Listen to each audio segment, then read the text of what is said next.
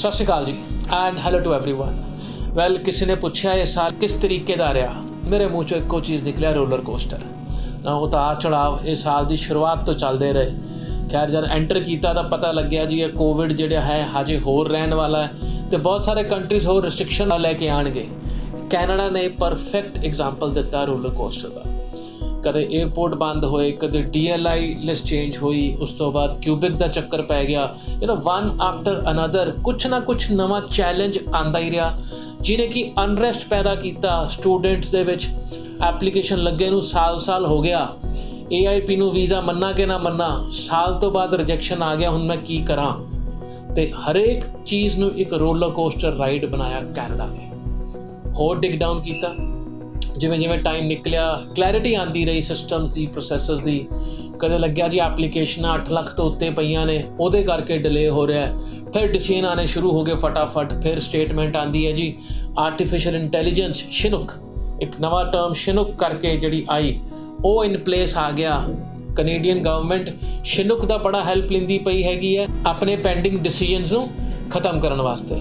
हुण शिनुक की पढ़ाई शुरू की। शिनुक काम किवें करदा है पता लगा। इट्स एन एप्लीकेशन जी एक वीज़ा फाइल नूं कंपाइल कर दिंदी है वीज़ा अफसर अगे। ਉਹਦਾ इंपैक्ट की है, केप्स नोट्स भी क्लीयर नहीं आएंगे जिस नाल तुहाडा रीफाइलिंग चंगे तरीके नाल हो सके। एक चीज़ बड़ी क्लीयर होकर निकली शिनुक तो दैट मल्टीपल रिजैक्शनस, एक या दो तो वध रिजैक्शन जिहड़े हैं वो किते ना किते माइनस पॉइंट है कैनेडा वीज़ा वास्ते। तुसीं तीजी वार चौथी वार फाइल लाने हो, तुहाडे वीज़ा लगन के चांसिस घटते रहते हैं विद एवरी लॉन्चमेंट। ये पहला नहीं हुंदा सी, शिनुक तो पहला 2019 तो पहला ये बिल्कुल इन प्लेस नहीं हुंदा सी। आई रिमेंबर अक्तूबर 19 दे विच ये statement I see that Canadian government artificial intelligence use करती पई है अपने वीज़ा प्रोसैसिंग दे विच, क्योंकि उस टाइम ते बल्क दे विच रिफ्यूजल आने शुरू हुए सी, बहुत ज़्यादा वड्डी तादाद दे विच। अज जिहड़ा शिनुक है वो एक अमेंडेड या अपडेटेड वर्जन है उस आर्टिफिशियल इंटैलीजेंस का, जो ट्रैक रिकॉर्ड रखती है रीजन का, जो ट्रैक रिकॉर्ड रखती है कंसल्टेंट का, जो ट्रैक रिकॉर्ड रखती है फॉर्मैट का। तुसीं किस फॉर्मैट, कंसल्टेंट एंड रीजन तो एप्लीकेशन अपलाई करते पे हो तो अपने आप नूं उसे तरीके नाल अपडेट करती रहती है, अपग्रेड करती रहती है विद द इन्फॉर्मेशन, ताकि डिसीजन जिहड़ा है उसे तरीके नाल हो जाए। तुसीं देखिया होएगा मैरिड एप्लीकेंट का वीज़ा आउटकम बहुत ही घट चुक्या पॉजिटिव वाला। तुसीं मल्टीपल टाइम रिफ्यूजल्स हो, अगेन वीज़ा आने के चांसिस बहुत बलीक ने। तुसीं 1 साढ़े 5 हो, खैर मेरी दुनिया दे विच तां मैं यही कह के चलदा हूँ वो हिस्टरी हो चुकिया कैनेडा की किताबां दे विच, क्योंकि जिथे एडा बैकलॉग पे है कैनेडा कोल ओवरऑल 6 कल्ले 6 और उपर हायर आइल्स बैंड का वो 1 साढ़े 5 नूं तवज्जो देना छड्ड चुके हैं। उन्होंने देखना ही बंद करता 1 साढ़े 5 पिछे। हुण ये वो टाइम है जब अपनी प्रोफाइल नूं एक्सैप्ट करके या तां उहदे विच वाधा किया जाए ताकि मैं कैनेडा के रेगूलेशन के हेठां आ जावां या कोई होर कंट्री किया जाए। मैरिड हो, कल्ले जाना चाहते हो, स्पाउस के नाल जाना चाहते हो, तुहाडा अपना डिसीजन है, क्योंकि इस साल मैरिड एप्लीकेंट वास्ते भी बहुत ज़्यादा सिक्ख्या आई है कंसल्टेंट मार्केट दे विच, स्टूडेंट फर्टर्निटी दे विच। लोगों ने कैनेडा नूं एक पासे साइड ते लाना शुरू करता मैरिड एप्लीकेंट करके, क्योंकि साल 2 साल दे विच दिमाग दे थॉट भी बदलते हैं, अपनी प्रायोरिटीज़ भी बदलदियां ने। और एक बंदा इंडिया दे विच, एक बंदा कैनेडा दे विच, 1 साल लॉन्ग डिस्टेंस रिलेशनशिप आज की डेट इंडिया च नहीं चलता। एक कंट्री च रह के 2 अलग-अलग शहरों च नहीं चलता, तो इत्थे 2 अलग-अलग मुल्क ने।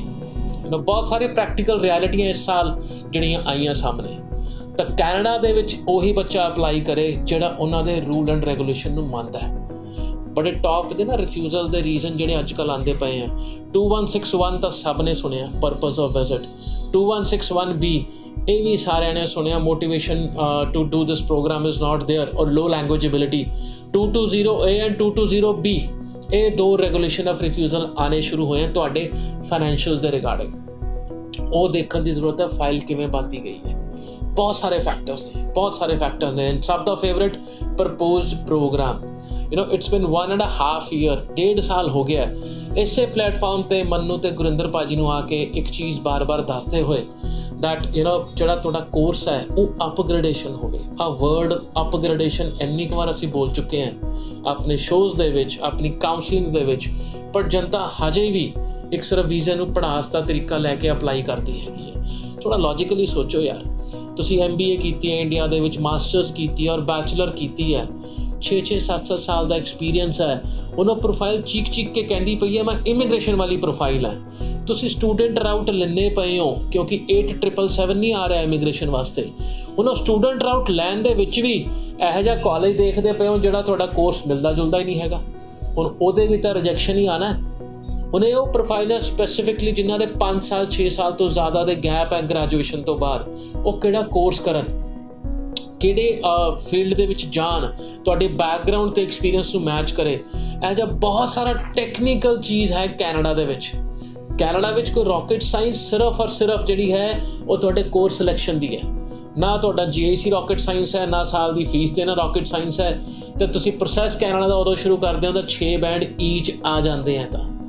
ਤਾਂ ਕੈਨੇਡਾ ਉਹ ਕੈਨੇਡਾ ਬਿਲਕੁਲ ਨਹੀਂ ਰਿਹਾ ਜਿਹੜਾ 2020 ਜਾਂ 21 ਚ ਹੁੰਦਾ ਸੀਗਾ। 2022 ਦਾ ਕੈਨੇਡਾ changed Canada.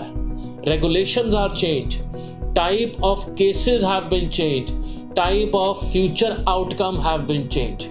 ਬੜਾ ਐਵੀਡੈਂਟ ਹੈ ਪਿਛਲੇ 2 ਸਾਲਾਂ ਦੇ ਵਿੱਚ ਉਹਨਾਂ ਨੇ ਆਫਸ਼ੋਰ ਡਰਾਅ ਨਹੀਂ ਕੱਢੇ, ਸਾਰੇ ਡਰਾਅ CEC ਵਾਲੇ ਕੱਢੇ ਆ ਉੱਥੋਂ ਦੇ ਲੋਕਲ ਬੱਚਿਆਂ ਵਾਸਤੇ ਆਪਣੇ ਇਮੀਗ੍ਰੇਸ਼ਨ ਦੇ ਟਾਰਗੇਟ ਪੂਰੇ ਕਰਨ ਲਈ। ਇਹਦਾ ਮੈਨੂੰ ਪੁੱਛੋ ਨਾ ਟ੍ਰਾਂਸਲੇਸ਼ਨ ਕੀ ਹੈ, ਬੜੀ ਸਿੰਪਲ ਹੈ, ਪਹੁੰਚ ਜਾਓ, ਪੜ੍ਹ ਲਓ, PR ਹੋ ਜਾਓਗੇ। Points are as low as that ਜਿਹੜੇ CEC ਵਾਲੇ ਨੇ। ਬਟ ਪਹੁੰਚਣ ਲਈ you need a consultant, you need a guide ਜਿਹੜਾ ਤੁਹਾਡੀ ਪ੍ਰੋਫਾਈਲ ਨੂੰ ਪ੍ਰੋਫਾਈਲ ਨਾ ਸਮਝ ਕੇ ਇੱਕ ਜ਼ਿੰਦਗੀ ਟਰਨ ਕਰਨ ਦਾ ਡਿਸੀਜਨ ਸਮਝੇ। ਕਾਉਂਸਲਿੰਗ ਵੀ ਉਹ ਤੋਂ ਲਿੱਤੀ ਜਾਂਦੀ ਹੈ ਜਿਹੜਾ ਕਾਉਂਸਲਿੰਗ ਕਰਨ ਦੇ ਕਾਬਲ ਹੋਵੇ, ਵਿਦ ਐਕਸਪੀਰੀਅੰਸ ਐਂਡ ਨੌਲੇਜ, ਦੋਨੋਂ ਚੀਜ਼ਾਂ।